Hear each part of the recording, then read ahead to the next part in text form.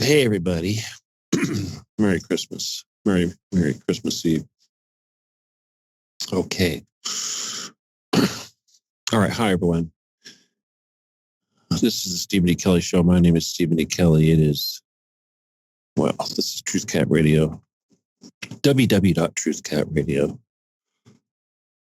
It's actually 5:59 p.m. here. It's December 24th, 2020, Christmas Eve. Oh, a bunch of you just popped in just a second. Well, thank you for that. That's encouraging. I was a little disappointed, a little heartbroken because I was looking at the statistics here and I was thinking, oh my God, I know it's Christmas and all that, but we only have a handful of listeners. But, I don't get my social fix anymore since they kicked me off of social media. So we have to make do with what we've got. Pretty concentrated. Anyway, so I'll just say hi to you guys real quick. Chicago has been here, Cyprus, Texas, quite a few from the UK, San Marcos, California. Hey there. Palm Bay, Florida, Buffalo, New York. Hi. That must be you as well. Anyway, boy, I love that Buffalo exposition book. I can talk about that. All right, the title of the show tonight is The Struggle of Satanism to Become Popular. Double check, make sure I got that right. I have to look at my Twitter. I still have Twitter. Does it even work? Oh, yeah, there it is. The struggle. Oh, there it is. I'm sorry. The struggle to make Satanism popular. Now, normally, I guess I would come up with something a little more themed to the holiday and perhaps themed to what's going on right now, because obviously it's very difficult to not mention the fact that we are in the last days, the Armageddon, the apocalypse, that they're getting ready to poison everybody. And it's like a really bad sci-fi movie. I'll talk about stuff like that too. But before I start getting into the satanic nonsense, I want to just remind everybody, without any doubt whatsoever, I want to make this very clear, that Jesus Christ is an actual human that actually was born and lived and died and did what he did. This is not fiction. It was not created. And there is plenty of documentation to that effect. Now, obviously, with the internet, things are scrubbed. It's awful hard to find things sometimes. And even with the information that is available, you're going to see dissension. You're going to see people claiming that these historians didn't really say that, and that Christians stuck that in there. I don't know what you call it. There's a word for it. Kind of like when the people that wrote the protocols of the learned elders of Zion said that was a forgery. No, they also claim copyright claims and things like that. It's very strange, but I want to point out, of course, that these people represent 2% of the world population. So we'll bring that up. We'll bring that up because, of course, Jesus Christ was one of those people born thousands of years ago. Now, there were Roman historians as well as Jewish historians who documented these claims. And there was one really good description of Christ that was given by one of the Roman historians. I don't think it was Tacitus. But Tacitus, of course, is one of the Roman historians that's famous enough, that is credible enough that we can't really argue with his documentation of the life of Christ. So I'll read what he said. But there were also Jewish historians, one in particular named Flavius Josephus.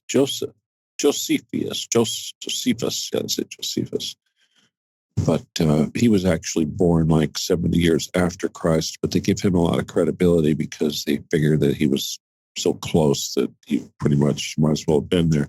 However, he is more famous for documenting Jewish history, and he's like considered a great source of ancient Jewish history. So you would expect that the things he said about Christ should be just as accurate as the things he said about other activities that took place back in those days.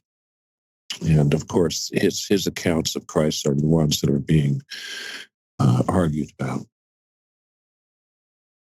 But let's look at what Tacitus said about Christ.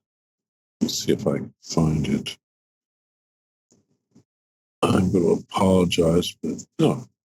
Well, he talks a lot about torture of the Christians. I'm more interested right now in hearing what he says about Christ, but he does bring up, Tacitus does talk a lot about Emperor Nero. And just, and the fire in Rome. Tacitus then describes the torture of Christians. Mockery of every sort was added to their deaths. Covered with the skins of beasts, they were torn by dogs and perished, or were nailed to crosses, or were doomed to the flames and burnt to serve as a nightly illumination. When daylight had expired, Nero offered his gardens for the spectacle and was exhibiting a show in the circus while he mingled with the people in the dress of a charioteer or stood aloft on a car. Hence, even for crimes who deserved extreme and exemplary punishment, there arose a feeling of compassion, for it was not as if it seemed for the public good, but to the one man's cruelty that they were being destroyed. All right, well, here, let's see. I'll just read this. This is probably the passage that they're talking about. But all human efforts to lavish gifts of the emperor and the populations of the gods did not banish the sinister belief that the conflagration was the result of an order. Consequently, to get rid of the report, Nero fastened the guilt and inflicted the most exquisite tortures on a class hatred for their abominations, called Christians by the populace. Christus, from whom the name had its origin, suffered the extreme penalty during the reign of Tiberius at the hands of one of our procurators, Pontius Pilate. And a most mischievous superstition, thus checked for the moment, again broke out not only in Judea, this first source of the evil, but even in Rome, where all things hideous and shameful from every part of the world find their center and become popular. Accordingly, an arrest was first made of all who pleaded guilty. Then, upon their information, an immense multitude was convicted, not so much of the crime of firing the city as of hatred against mankind. All right, so basically, in this particular reference, of course, again, this is Tacitus. This is not the reference I'm looking for. There was one reference I'm really looking for where the Roman historian actually describes Christ. Okay, he's, says that he comes upon him out there when he's doing his preaching, and he describes what he looks like. So that was really what I wanted. But obviously, this is they're suggesting here that the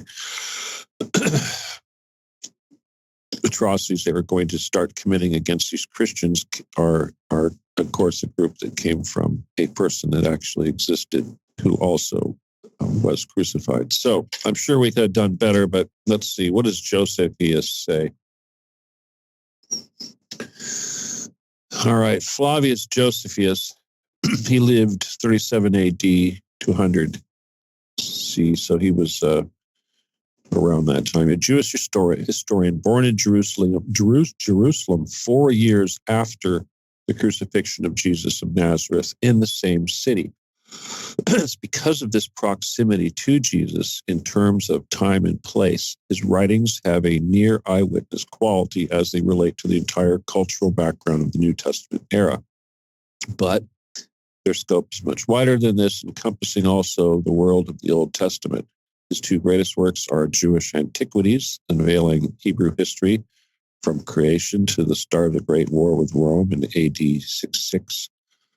While his Jewish war, though written first, carries the record of the destruction of Jerusalem and the fall of Masada in AD 73. All right, but we want to hear what he has to say about Jesus. Okay, let's see. Against this background, we should certainly expect that he would refer to Jesus of Nazareth as he does. Wait a minute. Okay. As he does, twice, in fact. In Antiquities, 1863, in the middle of information on Pontius Pilate, Josephus provides the longest secular reference to Jesus in any first century source.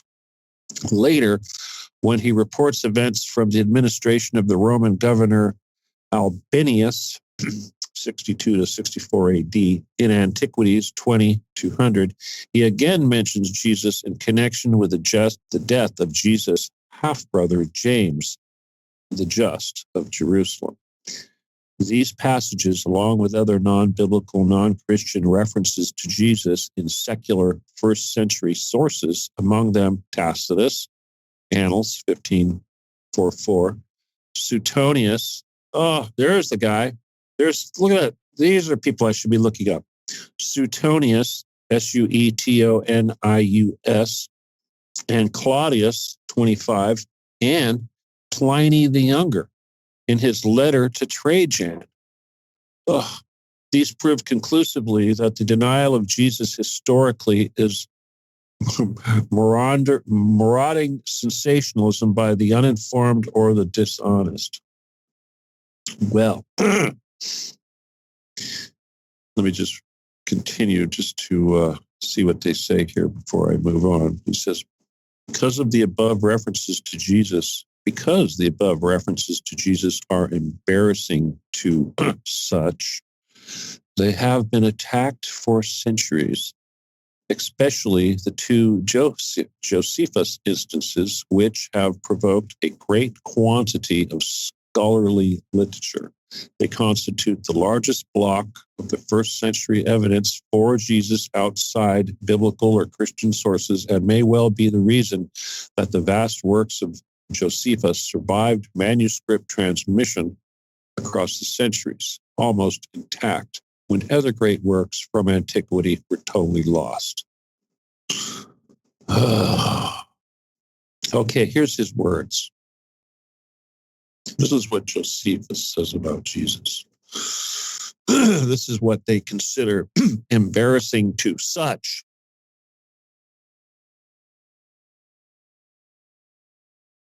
About this time lived Jesus, a wise man, if indeed one ought to call him a man, for he was the achiever of extraordinary deeds and was a teacher of those who accept the truth gladly. He won over many Jews and many of the Greeks. He was the Messiah. When he was indicted by the principal men among us, and Pilate condemned him to be crucified, those who had come to love him originally did not cease to do so. For he appeared to them on the third day, restored to life, as the prophets of the deity had foretold these and countless other marvelous things about him. And the tribe of the Christians, so named after him, has not disappeared to this day.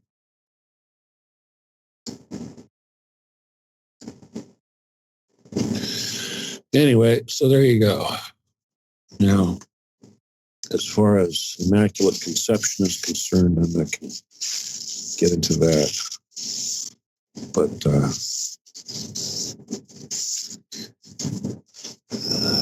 it's not a fiction. Okay, then. So we can get into the satanic shit. Now, as you know, I was kicked off of, well, almost everything, except for Twitter. They haven't got me on Twitter one because I haven't really tweeted that much. So I guess I wasn't a big problem on Twitter. But when I got kicked off of YouTube, and I set up a new channel under a new, email or Gmail, Stephen Kelly Jedi at gmail.com. It's like I just use it for that. But when you join YouTube, you of course they give you suggestions of content that they think that you're going to be interested in. And I assume that they use some algorithms or something when they decide what it is that they want to offer you. But at the same time, I suspect that the certain amount of content they offer is done so under the assumption that you might fall into a certain age group or demographic or be a new user to the media, such as a child that might be just discovering YouTube for the first time using daddy's computer or whatever, and gets on there and starts looking at stuff. Maybe has a funny name like Jedi. Well, anyway, so I had a slew of crazy things that I got to see. And most of them, of course, seem to be around a certain theme, at least after looking at enough of this crap. Like, what the hell is this? Clicking on some of these stupid things because it got my attention. I saw a certain theme. I saw several themes.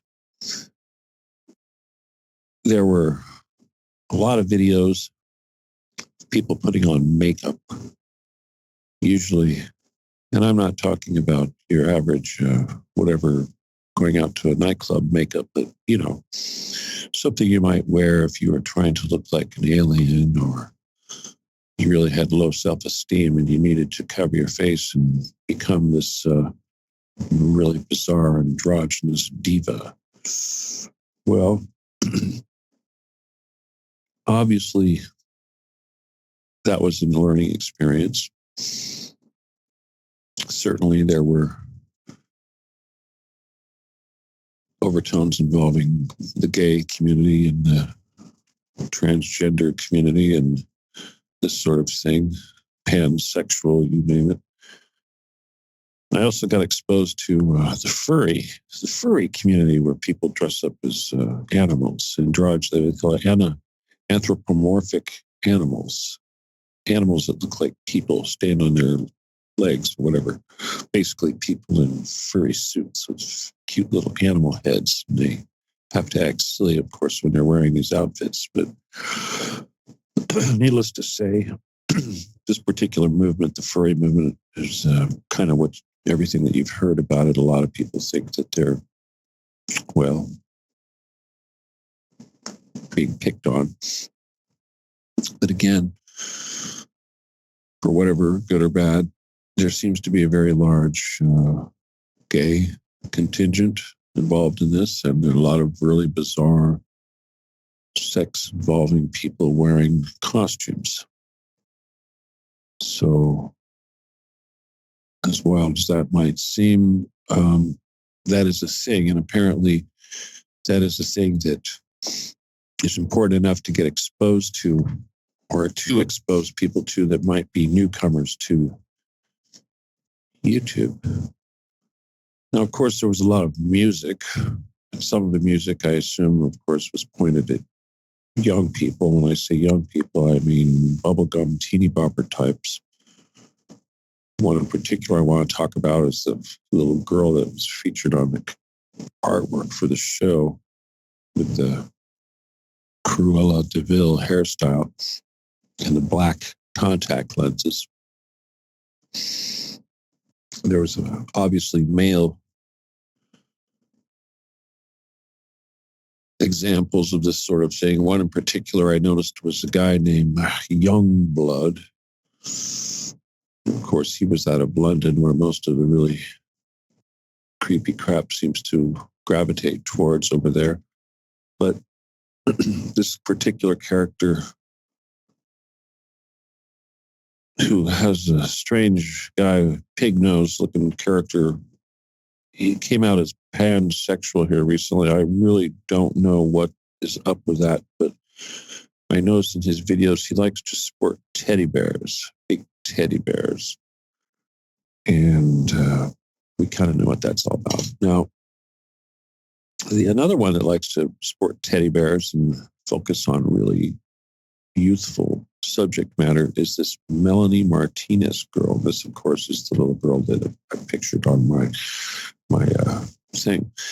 Now, the reason why I want to focus on this one particular artist is because, well,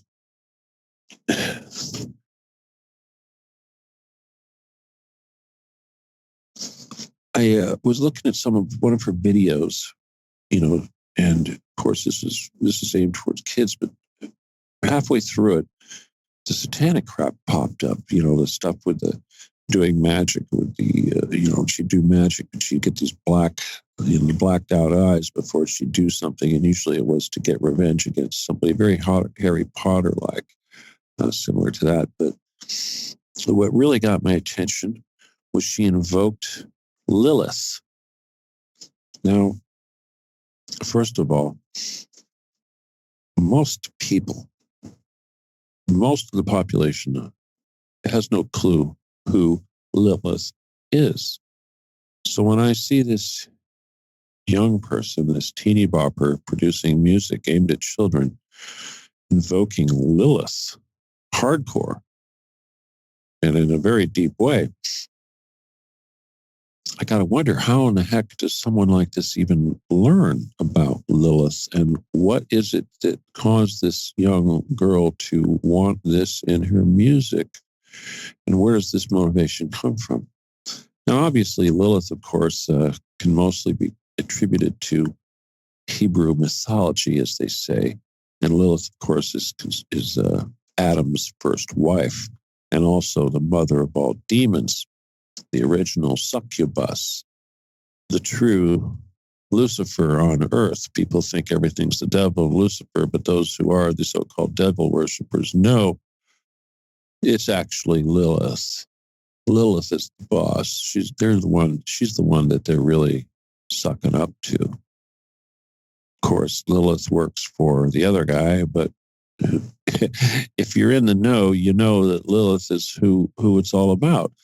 Now, obviously, so that tells me that this little girl here, she's in the know. She knows what's up. So I need to do a little research and find out. Now, before I start reading about her little history and leading up to what I suspect is the reason for why she's doing these things and all that, I want to share with you some of the stuff that she likes to have in her videos. Now, one of her biggest videos, of course, is called albums. It's called K-12. Now, K-12, of course, is kindergarten to 12th grade. That's basically school for children from start at kindergarten to graduation in high school. So clearly, everything that she's doing is focused on this demographic. Now, she also likes to feature a lot of images of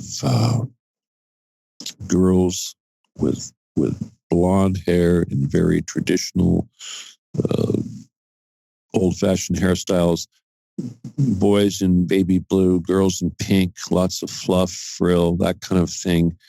Very stylized. It's very artsy, and one of her main influence, of course, is the guy from Nightmare on Christmas. Well, you know who I'm talking about, Tim Burton.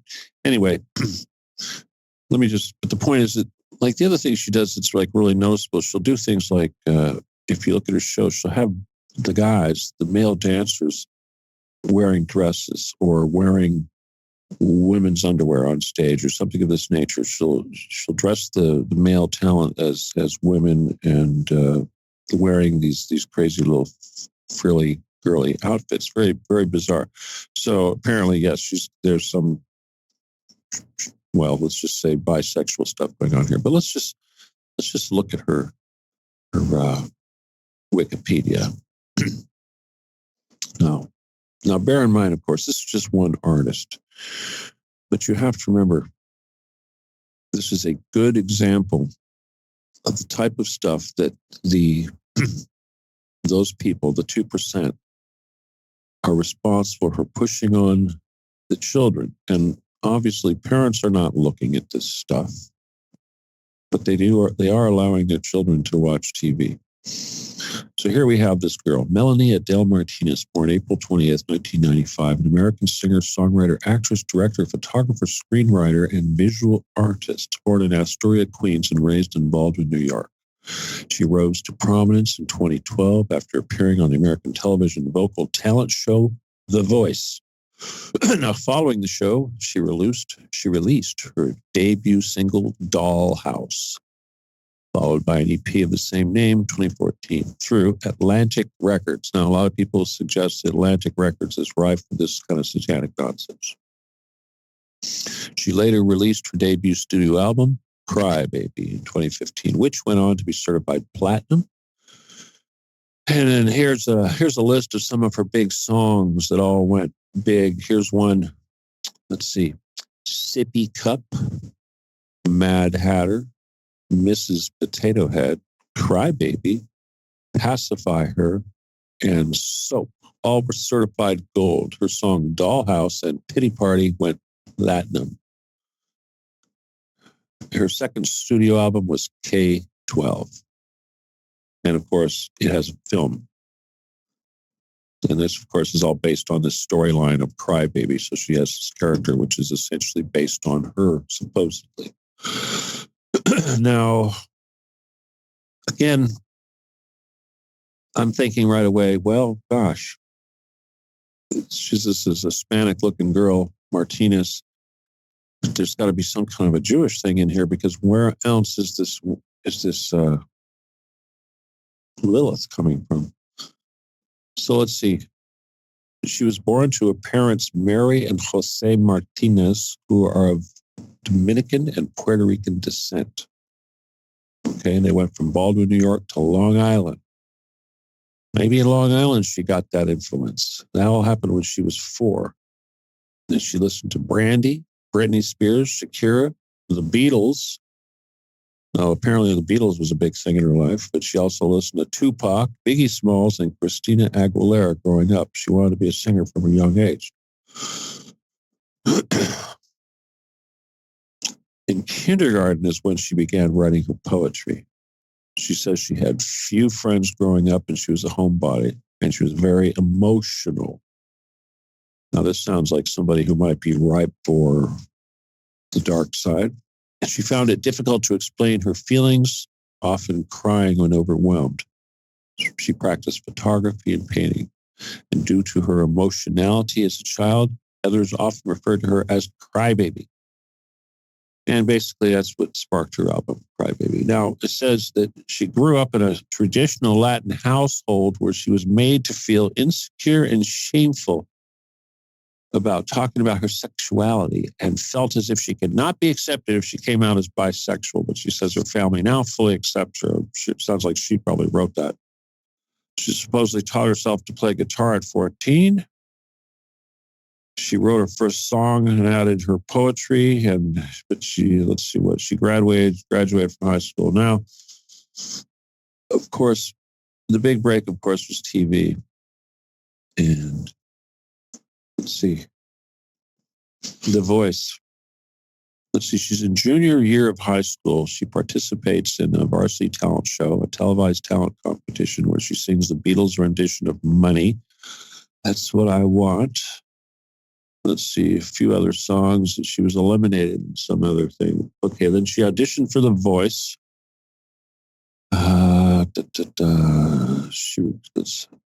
All right, her car broke down on the way there, and she had to hitchhike to get there. Eventually getting to the audition, she advanced to the second round. She received multiple callbacks. She was finally selected to audition on the show itself. So she sang a Britney Spears song, Toxic. And let's see, they had 3 of 4 judges. Adam Levine, CeeLo Green, Blake Shelton all hit the I Want You button. I don't know who the other one was, but apparently she chose Adam Levine to be her coach. Now, I don't know about Adam Levine, what you know about Adam Levine or what do you think about him, but I get the same feeling from him that I get when I drive by the Getty. Okay? I've always thought he was dirty as fuck, I don't care how he sounds when he sings. So I'm not surprised that at this early age, she was breaking into the talent business, that Adam Levine had this influence over her. So then obviously things change. Well, here's the thing. Basically, she's pretty hot right now. I mean, this is years ago. There's other people coming out and doing the same sort of thing. But the point is that the industry works constantly to search out people that are willing to play this game and to assume these roles. And obviously, this is aimed at the young children. This is aimed at making this stuff acceptable, making it normal, making it desirable, sexy, whatever you want to call it. They don't hide it anymore, certainly. And the fact that they use someone of this nature, I mean, this particular woman, this young lady, has what they call a gap-tooth smile. She's got big space between her front teeth and she's got this very toothy grin. I remember when years ago that this style actually became popular in Japan. Women were actually having a dentist put space between their front teeth because it's supposed to make it look like they're younger. So clearly, this person is trying to look like a child. She's trying to appeal to the children. And she's trying to introduce them to this thinking. Here's a couple of names of her song. I said Soap. That's a song. Here's another one, Training Wheels. How about another song, Tag, You're It. And here's another one, Milk and Cookies. She has a perfume out called Cry Baby Perfume Milk. It's the only perfume that's ever been put out by a record label. Pretty bizarre. It's distributed by Atlantic Records, making them the first record label to distribute a fragrance.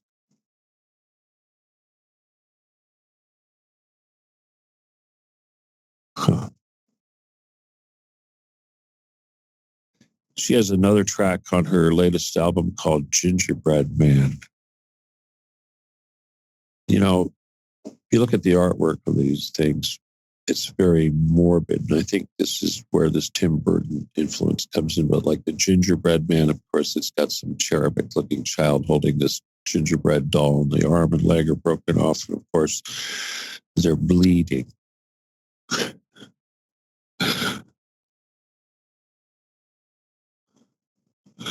This is not cute, people. It's just not cute. Oh, look, she's writing a new music video called Playdate.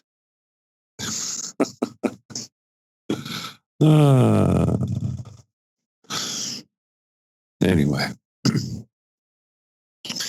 Well, unfortunately, let's see, we're only 35 minutes into the show, and I don't want to take up too much of you guys this Christmas. There's other stuff I was going to talk about, too, because RD wanted to talk about gravity tonight. And if he comes in here, we're going to talk about that.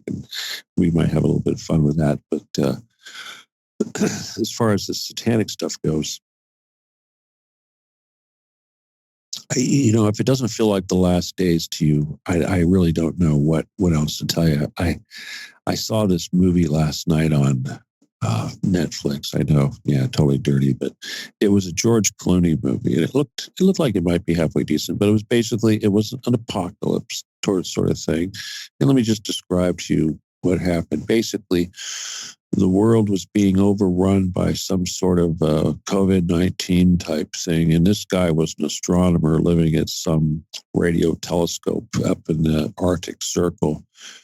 And he was dying, of course, but everyone else on the Earth was dead, because of this COVID-19.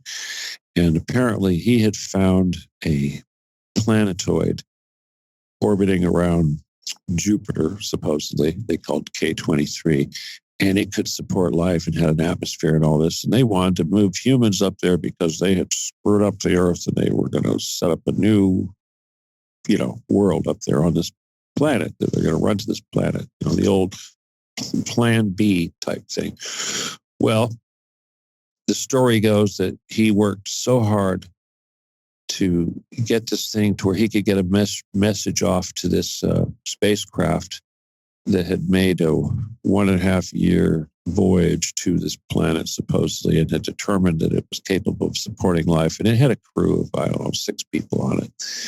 And he wanted to tell these guys to turn around and go back because the Earth was dead and they had to start life back on this other planet. So, of course, he succeeded. But before he did, this is what happened. Okay, on this crew, they had a captain who I guess was this black guy, supposedly a genius-level mathematician, as he said, and some white woman named Iris, and another black woman, and a Hispanic guy, and a white guy. I think that was it. And the Hispanic guy and the black woman apparently had something going on because the black woman was pregnant and he was the dad. And the white guy had a family on Earth at home, and he was anxious to get back to. And when they finally got close to Earth, and they found out the Earth was going to die. A couple things happened. One, the pregnant black woman got killed by some space debris when they were trying to fix something on a out of vehicle walk. And when the white guy found out that everybody on Earth was dying, he wanted to go home to Earth to be with his family, who was dying, of course, or dead by that time. And the Hispanic guy whose black girlfriend had died decided that he wanted to go back to Earth with the white guy and bring the body of his pregnant girlfriend so that they could, return to Earth, because he thinks that would be the best thing to do because he's kind of suicidal, apparently. So this leaves the captain, the black mathematician dude, and the white woman, mission specialist, whatever. And that's it, to go back to this other planet and populate the world. Now, I'm thinking to myself, okay, this reminds me of Dr. Strangelove. Now, you've only got one woman left, and you've got the Hispanic guy, the black guy, and the white guy.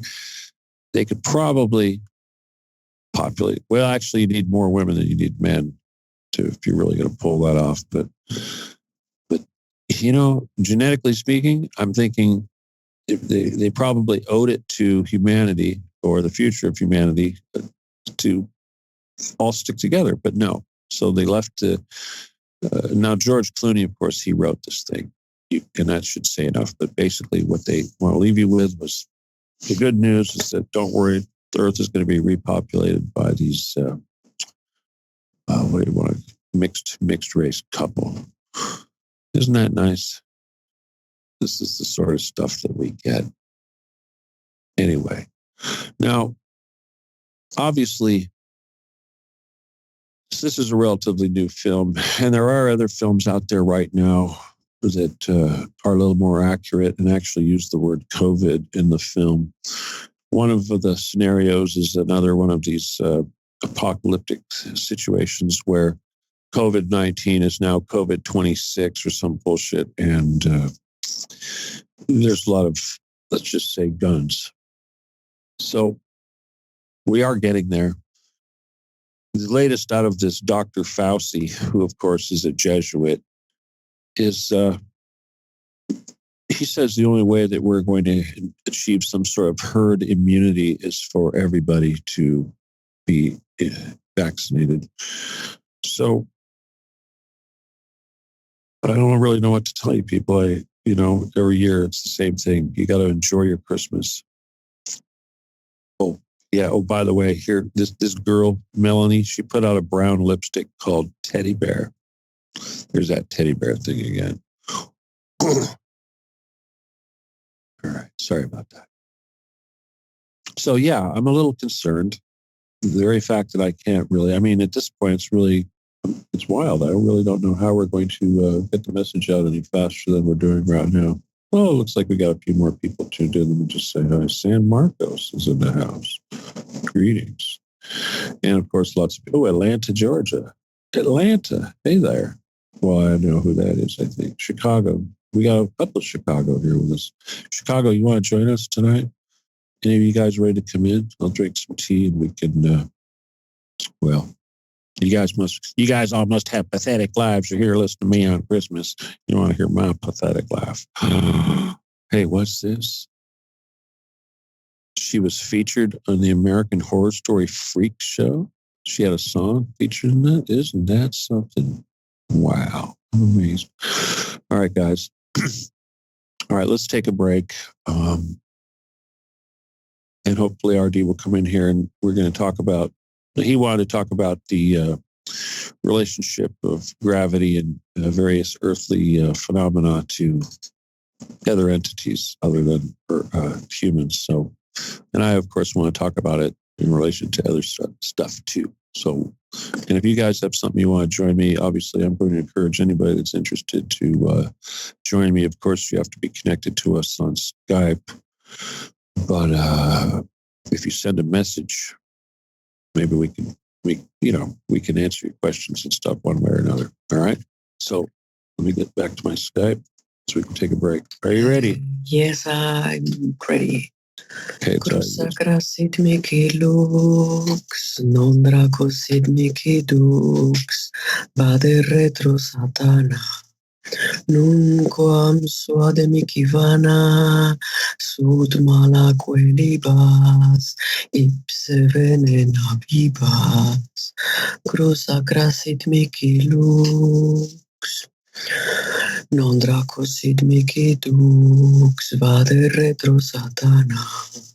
Nunquam suade mihi vana, sud malae quelibas, ipse venena vibas.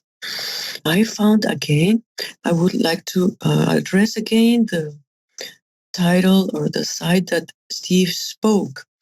Flavius Josephus was a first-century Jewish historian from 37 to 100 AD, and Testimonium Flavianum by Josephus, it's a Jewish antique. At this time, there was a wise man who was called Jesus, and his conduct was good, and he was known to be virtuous. And many people from among the Jews and other nations became his disciples. Pilate condemned him to be crucified and to die. And those who had become his disciples did not abandon his discipleship. They reported that he had appeared to them 3 days after his crucifixion, and that he was alive after resurrection. Accordingly, he was perhaps the Messiah, concerning whom the prophets have recounted wonders. 10th century Arabic text. Merry Christmas to everybody. Welcome to the Stephen D. Kelly Show. Your host, dear Stevie. Merry Christmas, Steve. Thursdays night, 9 p.m. East and 6 p.m. Western Time. To know more about it, please join live on air to Steve by tuning in at his website, https://www.truthcutradio.com, and select among YNAB, Windows, Real Player, QuickTime. Still having issues? Open the icon links above in VLC Player. Please, us, we the people, constitutionally rise up to demand the President of the United States, Mr. Donald Trump, to order the Marine Corps to be called to #OccupyDaigeti, to liberate pedophile facility and rescue the child sex slaves under the Getty Center network and worldwide military bunkers. Please, universe, shut down the elite mafia, free our sexed child slaves, and return them to the surface. Yes, Santa Monica Mountains in the Pacific, Getty Center, network facing Fukushima. Getty, пожалуйста, проміньте нам людям поняття і потребувати від наших морських переходів, освободити центр педофілів Getty, спасти секс дітей рабов із бункерах і вернути їх на поверхність. Спасибо огромное. Please help us humans to rise up and demand our Marines to liberate the Getty Pedophile Center. Vielen Dank. Ready when you are. Well, if you want to come back. I interrupted the Germans, so dear. Sorry, Germans. It's all right. Say sorry, German. Entschuldigung, alles Gute. Okay, wait a minute. I have one question. Wait a minute. I have a question. Yes, sir. How do you say butterfly in German? Oh, butterfly. Let me look up in the dictionary. I don't know. Okay. Well, it's just a joke because clicking away. When butterfly in Spanish is that's what? Okay, you got to make it sound pretty. Come on, it's a butterfly. That doesn't sound pretty. Wait, Isabel, is that you? Who was that? Is that you? Okay. No, that's me. That's butterfly in German, huh? Yes, butterachtig. Okay. All right. It's not like Esperanza or Papillon or something like that. Okay. How do you say it in Czech? How do you say butterfly in Czech? Motýli. Oh, well, that's better. Okay, all right. That's better. Okay, I'll let you go. I got RD in here. So we can talk about gravity. RD, are you there? Yeah, I'm here. You get to hear any of that first part of that stuff? Yeah, God, what a crazy couple of days. I got enough, off and on through it. It just keeps ringing in my head. All that stuff is rampant. All right. Hey, watch this. And I get my channel removed. I don't know if you read I sent you an email that, when I was loading those, I got dinged on 539, the Learned Elders one.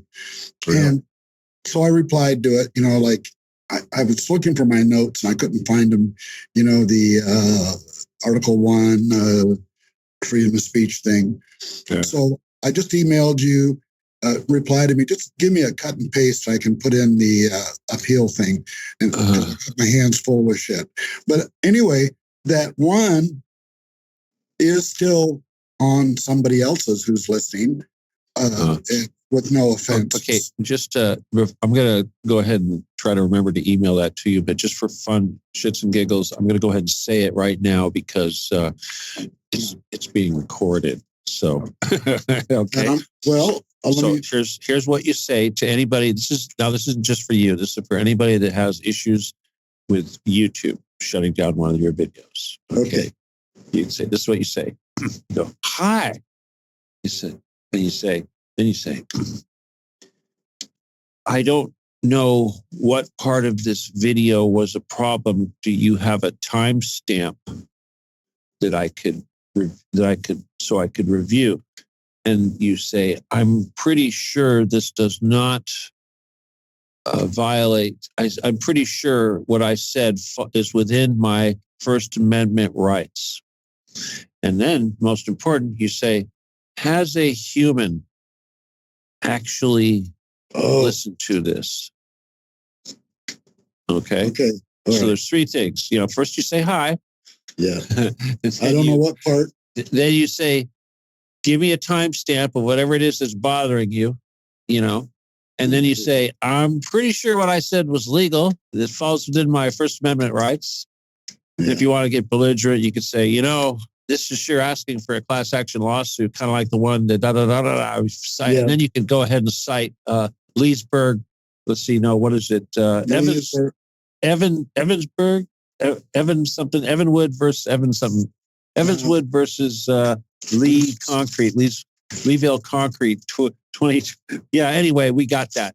So we don't know what you're talking about. I'm looking for my damn notes, and I misplaced it. And then just say, has a human actually looked at this? Because here's the thing. A lot of this crap is being kicked out by machine, by computer, by algorithm. I mean, come on, they're replacing humans with damn AI. All right, that's what I think happened. But this one, now, what I got today was I woke up to all kinds of other good stuff, and someone in our little entourage to working saw that it notified me it had been taken down, so I went and checked the email for it. And the part that got me is where it goes, we have permanently removed your channel for YouTube. Going forward, you won't be able to access, process, or create any other YouTube channel. So wait a minute, you got this today? Yeah. Well, let's see what the date on it is. From to December 23rd at 11:09. This is because of the protocols? No, the one from the protocols I appealed when it happened, but I have never saw a reply from it. And then this happened. And this is, after what I did was, I found the last maybe, I don't know, so many that I uploaded. And then all of a sudden I got this from that. But the drive says 199 items. I had like 185 up. So, weeding through it, I don't know. I don't need to. What we're talking about is what I want to do. So if you want to do a cut and paste, because I'm really getting my hands full with other stuff going on right now, but that's just a side note. We can take care of that. We'll deal with it. I'm just surprised though, because usually you get like a couple strikes. So officially though, you haven't really gotten a strike that didn't look like a strike. It said a warning and I could appeal it. And I did. That was that 539 one. Right. So then I don't get a reply to that at all. Or nothing comes of it so far. And then this happens this morning. Well, in between that day in between or day and a half in between is when I uploaded the last, maybe somewhere in there, I think I missed some of the early ones. So I think I went back and started loading some of the first. Do you get the impression that maybe they really don't like this content? Well, there's that, and the fact that, I was, really loading a lot a day. In fact, when I first started trying the first time, I didn't understand how to do it. And it wasn't really, I was exceeded my upload limit or something. So I started from scratch. But well, let me tell you something here. This is kind of important. Let me just share this with you, because this is sort of like the tactic that the enemy is going to be using. Oh, they got me ID'd. I know they know who I am. This is not this is important. Somebody shared this with me the other day, but inside of this relief bill, the so-called stimulus package that they're arguing about how much money we're going to get, the copyright is a provision, that basically says that anybody that streams copyright material is a felon. Yeah, a felon. Yeah, but there was more to it than that. There was you could be. Oh yeah. There were some penalties that were kind of outrageous. Yeah, you could go to jail. You could a felon. You're up there. That's hardcore. You're talking a felon. That's like $10,000, 10 years, etc. That's so like. Do they think I'm copywriting you? Well, basically, of course. Here's the thing: everybody's arguing about how much money they're going to get. It's greed, and then there's people arguing about they don't want these people to get money. Of course, there is no money. Trump going out and saying, give everybody $2,000. It's like, really? Why don't you just throw a torch in the White House on your way out? They don't even care what they're doing to the country. But this law is something that will squeak on through. And it should just tell you just how fucked up this country is, that these congressmen. Well, there was confusion. There was confusion on the line. I noticed that people they thought because of two different bills or acts he was doing, the thing about somebody thought in that bill was also that thing about something or other. I think what you're trying to say is that there's too much foreign aid. They're bitching about the foreign aid. Yeah. And of course, the foreign aid again is bullshit. Nobody gives a, they should be talking about the taking away our liberty. Instead, they're talking about foreign aid, which is of course cut to the chase. Yeah, these bills. Don't give our people money. All my life, the problem I've always had with these bills they pass is most of the time you don't get to know what all the pork is in there. There's, a bill should be one thing. But it should be one thing and one thing only. That's what the bill should be for. This adding all the pork into it and crap. It's like the NDAA that he just vetoed because it still had that article, whatever, 230 that protects the internet from liability. Well, okay. Basically, bottom line, what you're saying is, what I feel the same way is, you want to cut to the chase, is that the entire system is bullshit. The very fact that this House of Representatives of Congress, I'm not getting excited about writing these laws is bullshit. I think the whole thing's going to flip upside down pretty soon as far as the internet and all this shit's going on. But that's lawmakers. We can digress on it. Anyway, the thing was that light bulb moment's been going on for a while about gravity. And my connection to it is in a short form. So I've been doing a lot of historical research on stuff that was related to one thing, but it got into the nature of gravity. And what I interpreted is, wait a minute, if you're talking 3D to 4D to 5D to 6, 7, you're talking a different gravity. And I knew, I knew I had read something about it somewhere. So I started digging more. And of course, I had to get the book. And it's Gerald Clark's work on the Anunnaki. And there's I'm telling you, the book in your life you have to read is the Seventh Planet Mercury Rising. I swear, if you ever read another book in your life, you got to read that one. Well, what does he say? What does he say? What does he think? Oh man, you can't repeat what this guy goes into. He's on your level of physics and above. But the thing is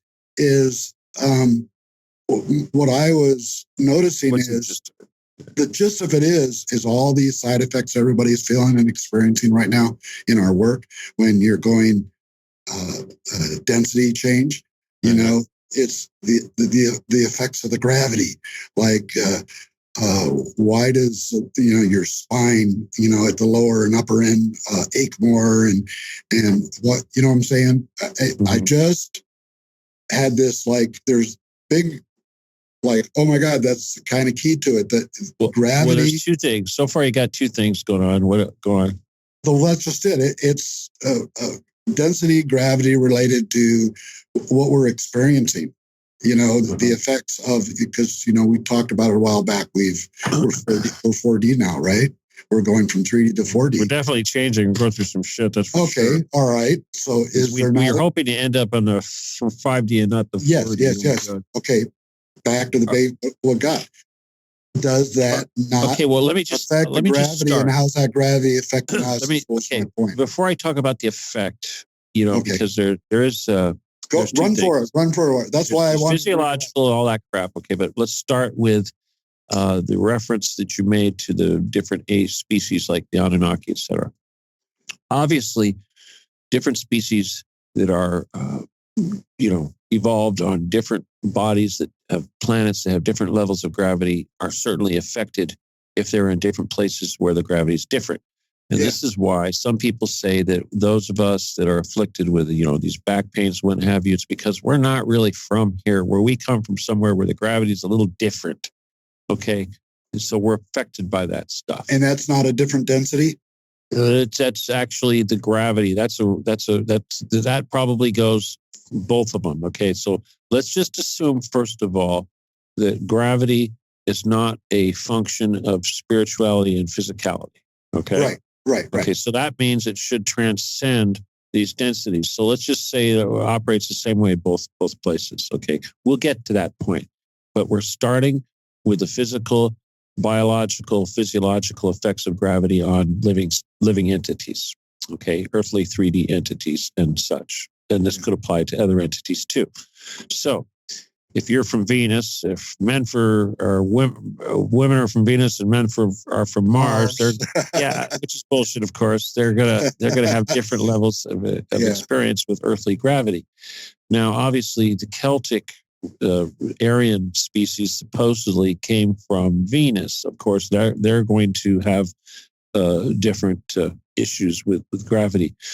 Now, when you talk about these Anunnakis and stuff that are trying to change things around and change gravity, you really can't do that unless you change the actual mass of the Earth. Well, I wasn't just. Here's the thing, though. Here's another thing you got to consider. Everybody thinks of gravity as coming from the center of the Earth. It doesn't. No. The Earth is actually hollow. So if you go down far enough, if you actually go through, you're going to see that what we consider gravity is basically coming from the mass that's only so thick. In other words, if it's 800 miles thick between the surface and the surface of the inside, that means that the center of that gravity is not the core of the Earth, but it's about 400 miles down. Yeah. Okay. They've proven. I get that.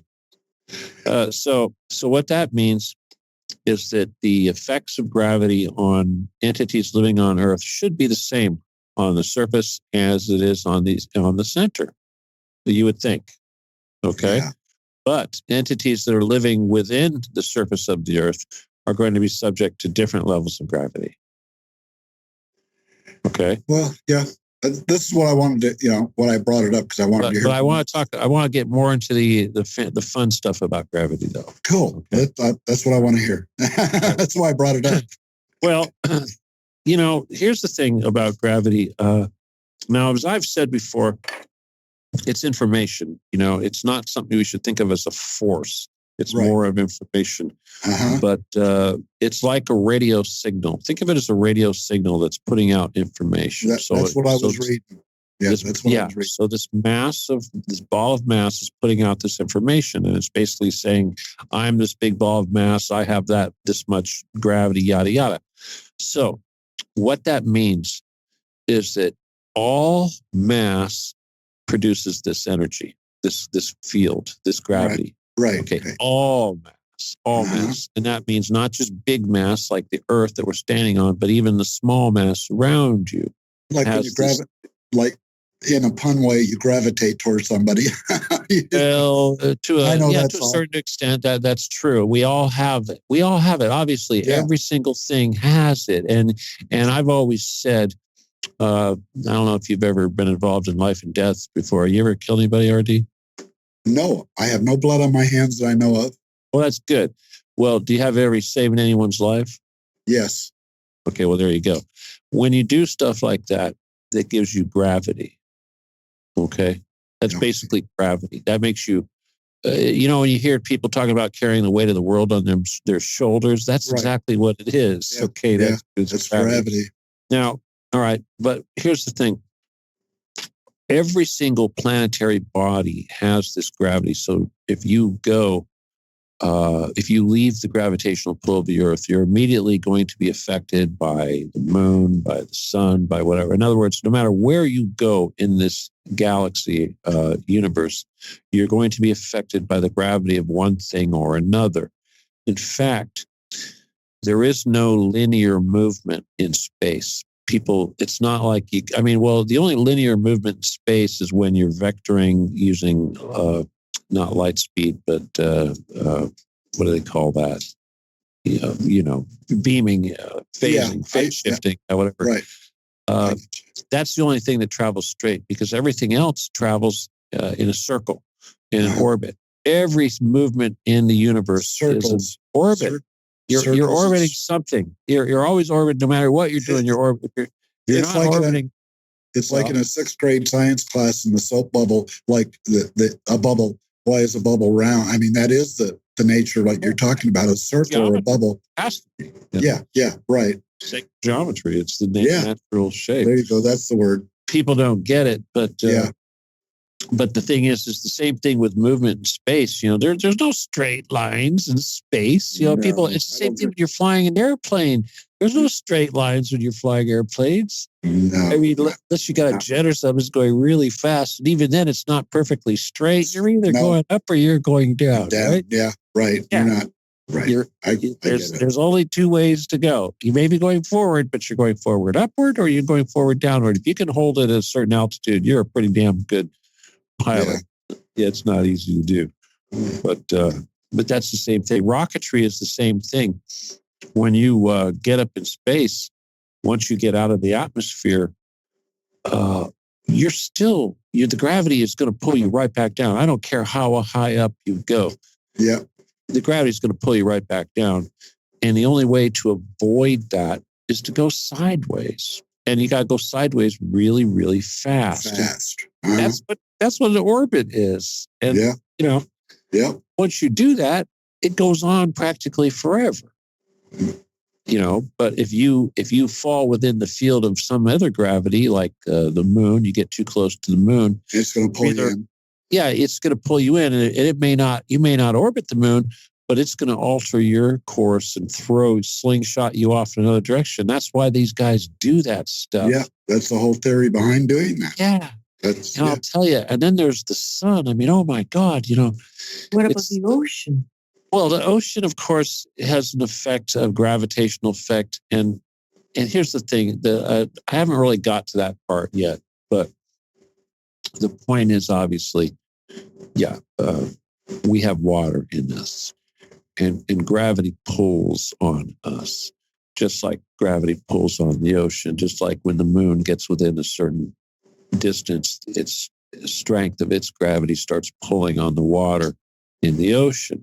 And obviously to the flat earthers that can't understand why the water doesn't just run off, it's the gravity. It's holding it there. It's the same thing. It keeps your feet on the ground. I know. Yeah. But the thing is that we talk about, like, say, astrology, or, and I'm not talking about astronomy, but certainly there's really not a whole lot of difference between the two things. But all of those stars out there, all of those planets, every single body out there in space is affecting you, whether you know it or not. It's affecting the water inside of you. And of course, the water inside of you does hold your chi. That's what holds chi. That's kind of why I brought this whole subject up. The book I'm reading right now, got into a lot of other stuff, but that's what it was getting into, was the understanding he's relating to of these earlier about the physics you're talking about, a real grasp. Now, I wouldn't say they could change gravity, but boy, they sure had. They able to manipulate many things we'd call serious magic nowadays or science fiction, but it wasn't to them. Well, you know what they can alter? There's not a lot they can do, but what they can alter is the rotation of the Earth. They can screw with that. Yeah, they can. Like, I'm just saying, it got me on the idea that that's why I wanted to bring it up. The what's the word I'm looking for? The relationship between gravity and densities, and geez. Well, I'm just gonna propose, for us, right or wrong for the time being, that the physics of gravity, if you will, the mechanics of gravity are the same. Okay, but until I know better. Okay. No. Hey, that's just why I'm doing this, because I had this real feeling that maybe what I'm just feeling is the gravity's, maybe they're messing with the gravity. I mean, who knows what they're doing with this planet as far as when you what was it about? God, now I can't think of what it was. Well, all right, here's something else. The thing they do, they can slow it down by a minute amount or speed it up. I can't remember that narrative now. Well, that changes stuff. But here's the thing about the gravity. The whole service to self, service to others is the big gravity thing. Yeah, there you go. Okay. Now you're getting close to what I was reading about. Yes. That's the big shift in gravity. It's becoming gravity givers, putting out the gravity. Okay, that's where I wanted to go with this, because of what you said about saving somebody. Okay, look at it this way: service to others versus self. Densities is about physical, right? Physical versus spiritual. Right. Okay, so as we move into spiritual, we give gravity. Okay, we have less gravity, right? We want to let go. Our anchor, gravity is our anchor, and we're trying to lose that, right? Right. There you go. Okay. See, I knew there was something about those two words coming into my head when I proposed that to you the other day. I said, oh, you got to talk about these two because I'm deep into a book that's really like, I'm reading. Hey, you know what? Okay, here's the thing right here.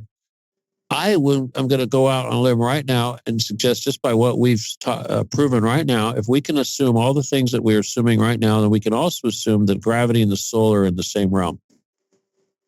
I'll go back and look again. I think there's a confirmation in what I read about that. Yeah. The word soul comes in. Of the soul. It's of the soul. Of the soul. Yeah. There you go. It's of the soul. Because we know that if you're going to get off the merry-go-round, if you want your soul to, laze through the Van Allen belt, you need to probably lose the gravity. There you go. So while I read it, you're picking it up on the other end. I mean, you just repeated some of the stuff I read. So that's what I wanted to hear more about. Well, that's the nature of truth, man. It just is. It is. It's like carving away everything that's bullshit until you got nothing left but what's true. So go ahead and take away all my YouTube channels. I don't give a fuck, you losers. I do, bastards. I'm pissed. I'm so pissed by this crap. Hi, Australia. Hey, Merry Christmas, Australia. Oh, is Australia here? I know who that is. Australia's out there, in the house. Australia in the house. I haven't had a word with her since I got kicked off of Facebook, if it's who I think it is. See how you are. Yeah, well. I think it's your birthday. Happy birthday also, RD.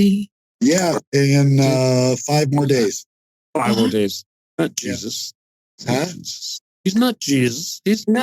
I thought he was the 23rd of December. No. It's 29th.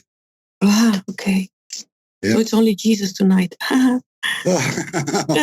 Very near from. I thought they said he was born in July one day in history. 21st of August. That's the Greeks. Oh, is that? 21st of August. Which calendar are we using anymore? This 3D stuff's getting really, rambunctious, man. I can't believe half of it. But I want to get back to. Your dreams are really on the crazy side there, RD, huh? Oh, well, for some people, they're starting to make sense to me. What you said about being pissed about, I'm not doing an end run around them. I'm ready for a full frontal attack on these. So, well, that's why I did the thing, but you need to kill it. I did write some of that down, but if you want to email it to me so I can remember it, I may have to use it more than once. Gosh, I don't know. I got to type it right now. Some of the others might want to as well. And a quick note, maybe, I don't know how many other people were interested, but if through emails to you, to me, I ever get a mailing address, like somewhere here not too long from now, I can pass mine off to somebody else if they want to try. But that's a side issue. I was thinking, here's the thing. It occurred to me that if you do get this stuff stored and you don't feel like you need to hold on to the things, just to send it back to me. And then the next person that asks for it will have it ready. Like I did that here with someone here just the other day. They sent me, I've got it here in my hand. It's a 64 gig. Now, obviously 64 gig isn't going to hold a whole lot, but so I sent her the 2 terabyte. In other words, you may not get the thing you send back to me. I may send you back a flash drive that's bigger than the one you sent to me, or I'll send you one that's the sweetest thing I got was from Cypress, Texas. Thank you very much. Was I sent it back, of course, next day. Was a little hard drive, and it was a hard drive, but it was like out of a what is it? The same size as the hard drive in a laptop. Oh yeah, I know what you mean. Those things were so cool. I hooked it up to the computer. That's like and I was able to upload all my files, all my videos, hundreds of gigabytes in like 30 minutes. I was like, damn. Does that mean that besides you, somebody has the JPEGs? Well, let me see. Artwork? Did I send you JPEGs? No, I didn't. Like I say, I think what I'm going to do. I think I sent Isabel JPEGs, but I think this old laptop I fired up and got working, I restored it. There's nothing on it at all to speak of in files. And I think it'll fit on there, and I'll just keep it as a storage device. If that works out, then I'll mail it back to you. Well, I do recommend, everybody invest in these discs, these flash drives. They're not that expensive. My God. One of them I got from someone was a Chinese 2 terabyte flash drive. Now, personally, I don't trust that. Okay. You see a 2 terabyte flash drive for like $8 from China. I'm like, how long is that going to last? Right. The thing is if you or anybody, not you, but if anybody does have that file big enough with all the JPEGs, I'd like to know, and then we can, because those are easy. You can email those. Those aren't big. Well, you just send me another thing. No, it's I've got a folder. I'll send you a folder with more images than you want. Okay, if you're interested. Yeah. Well, like I said, I won't send you just the memes. I'll send you the artwork that went into making the memes. Well, because what I'm saying is, it's not stuff that has to be uploaded onto. I mean, it can be made. It's not that big of a file. It can be transferred, so to speak, but easier than you can use it to be a pest somewhere in the future. Yeah, pest. Yeah. That's not a critical issue, but I'm really glad we got a chance to talk about the 2Ds, the density, because that's where I was going with it. I wanted to get to that mention of the soul, because that's where I am in the book, where all of a sudden they're they're dealing with. Well, I don't think he's going to start talking about service to self and service to others, and hopefully he will. I mean, he'll talk about the nature of, say, like the Ark of the Covenant and stuff like that. Well, yeah, the service itself is the theme that I'm picking up on. I mean, that's it has to be. Not, I don't mean service itself. I mean service that one or the other is in there. But right now, where I was at right now was on this thing with gravity, and like I go, shit, I got to get Steve to talk about it in some layman terms. Well, we can all understand what you did. We have people talking about gravity not existing, when you consider, right? I'm trying to not look at what's coming out on the web. There is so much outrageous bullshit. I caught something earlier in the show. You mentioned Fauci's name.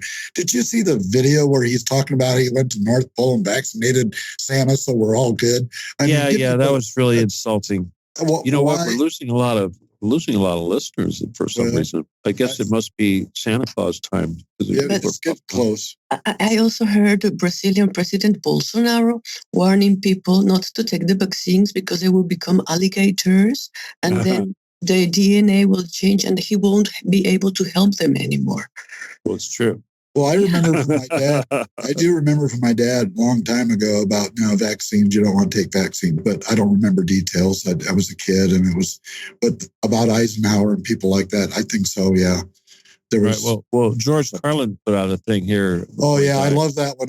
Thanks for putting that out there on Twitter, because I remember watching it the first time, and that was a good reminder. That he had it figured out, didn't he? But I think really, Kathleen is trying to get in here. She's sent me a couple of messages. It sounds like she's trying to get in here and say hi. Hey, listen, so about YouTube, then we cannot stream and we cannot put more of your videos, because I also Okay, here's the thing about that. Let me just say this, and this is important for anybody that's putting anything up on YouTube. When you are on the first page of the upload page, go down a little bit until you find the copyright information, and they'll give you an option. They'll say standard YouTube copyright license or other. You always pick the other, because the other allows people is basically, by using the other, it says you're using a there's I don't have the exact words in front of me what it is, but the idea is that you're essentially telling people that you're allowing them to use the content. You're not claiming any copyright. And this is important, because technically, if you don't do that, YouTube has the right to claim copyright themselves. Okay.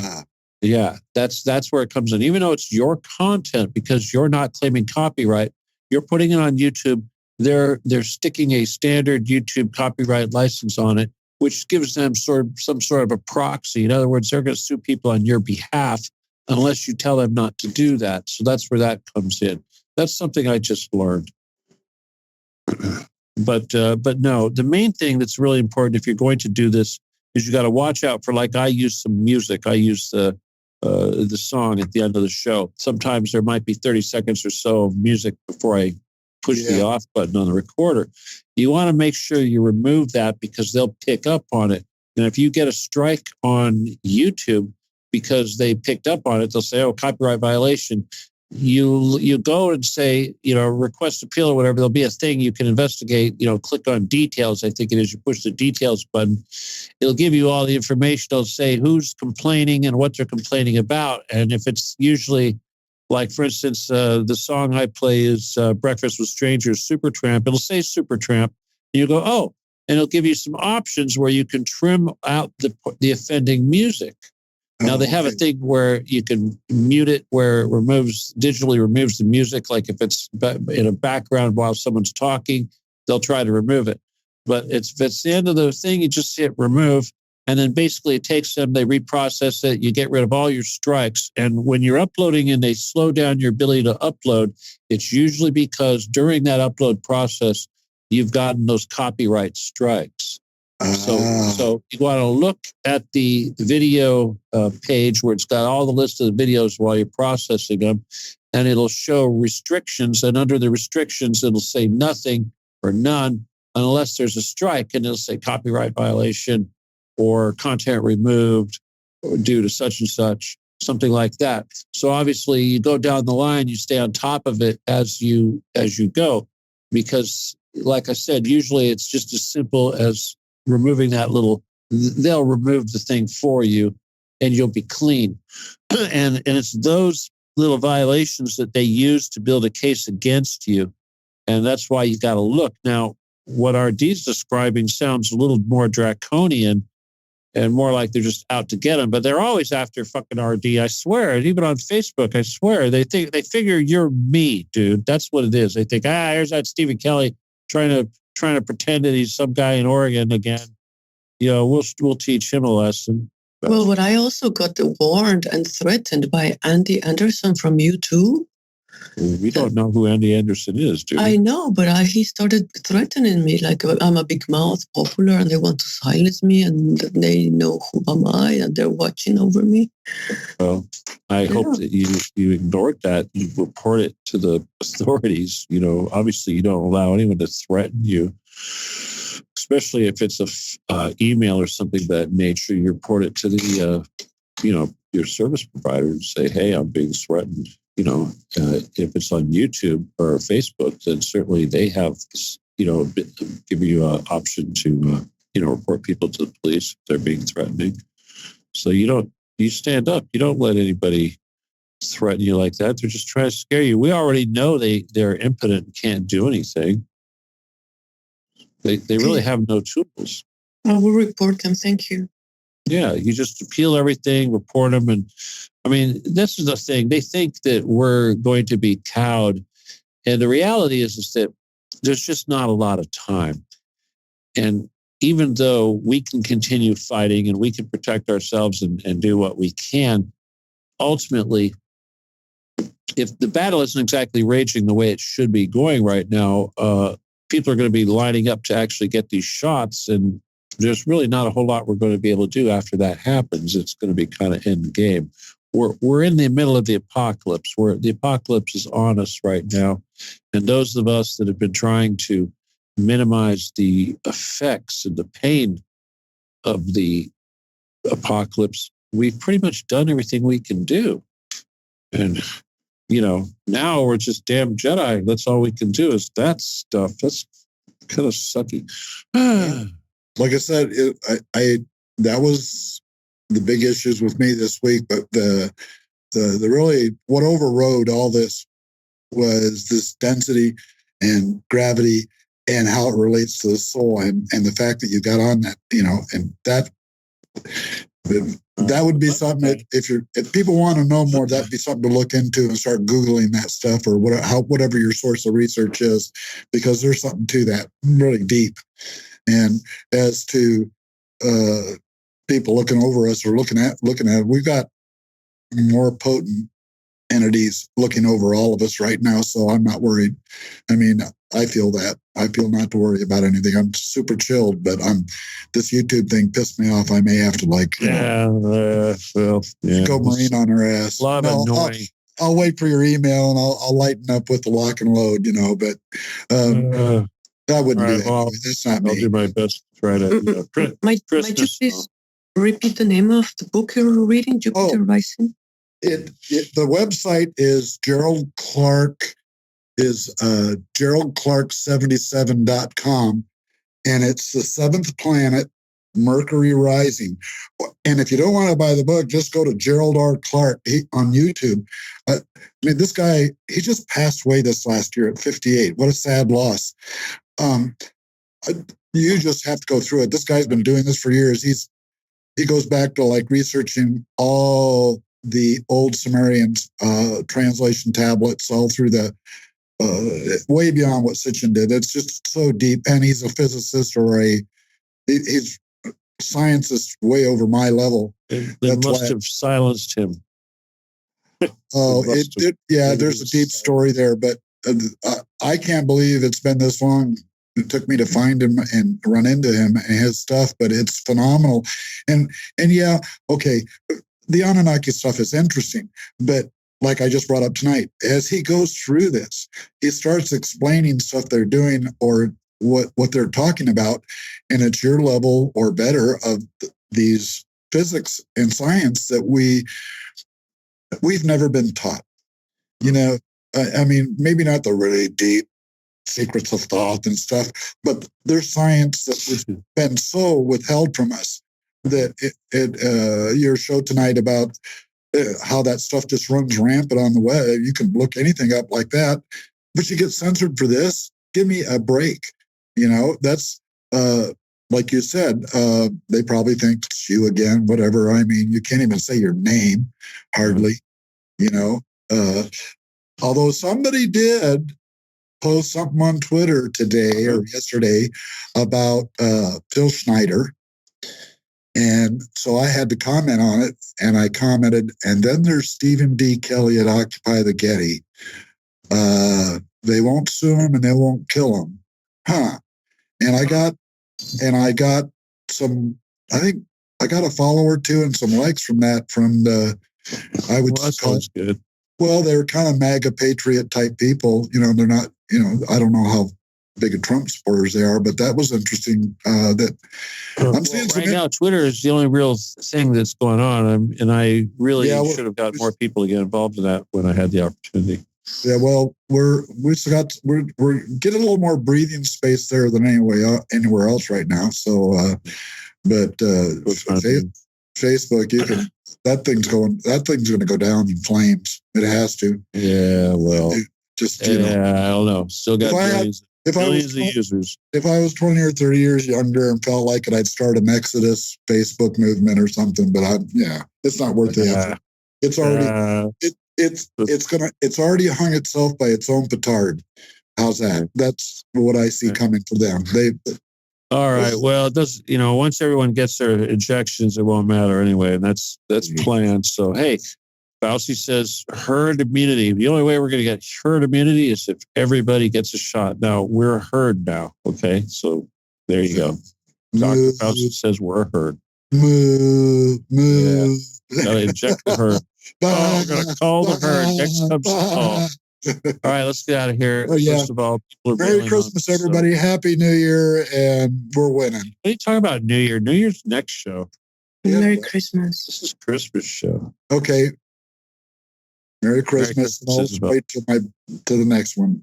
Oh, that's right. Your next show is on New Year's Eve. Yeah, it will be on New Year's Eve. So there you go. Yeah, and somebody else's birthday's that night. Oh, yeah? Yeah. Who? My son. How about that? Yeah. He's getting to be an old fart too, man. Chew. Tommy Ann, huh? Also, yeah. All right, guy. I'm out of here. See you later. All have fun. Talk to you later. Bye. Okay, anyway. All right, listen, I'm first of all going to thank those of you that stuck around. Oh, Edmond, Oklahoma, welcome. It's, it is what it is. And anyway, I hope that you have the best day that you can tomorrow, of course, and keep thinking positive as much as possible. It's really all we can do at this point. Enjoy nature. Don't suck up too many chemtrails, but get outside and enjoy the living things. All right. So with that, I'm going to leave you, and I will hopefully see you guys at the end of the year in 7 days. Okay. New Year's Eve will be the next show. We'll see if we can come up with something interesting to talk about. But either way, once again, I do thank you for being here. Oh, look at that. I didn't love my music signed up. Damn it. Jeez. Sorry, people. I have to get my song lined up. They make it so difficult for me now. Really? Oh, I get to talk to you for a minute here until I get my song lined up. You don't want me to do that, do you? I have to have my music play on the way out of here. Look at that. They want to update my Firefox. Start in a few minutes. Really? I'm getting ready to close. This is because I didn't record it. Copyrighted material and all that crap, like I said. Yeah. Anyway. All right, hang on. Let's see. YouTube, there it is. Okay. Your account has been terminated due to multiple or severe violations of YouTube's policy prohibiting content designed to harass, bully, or threaten. Yeah. They'll still let me search. Good. Whoops. Strange. I'm typing with one hand. That's why it's so bad. Whoops. All right. Anyway, people, once again, I do thank you for tuning in. And I do look forward to seeing you next week. And I do hope you understand how much I do appreciate the fact that you guys do tune in. I was up before the dawn. Those of you that are listening to the show on YouTube, assuming I can get it up there safely, please leave a comment, okay? Please subscribe to the channel. I really need you guys to do that right now. Whoops. Help me. Damn it. Is this song really playing all that time? I swear. Goof. No, I got to cut that out. That's okay.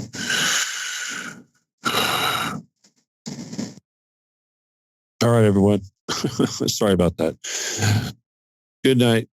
God bless. Adios. Goodbye. And Merry Christmas.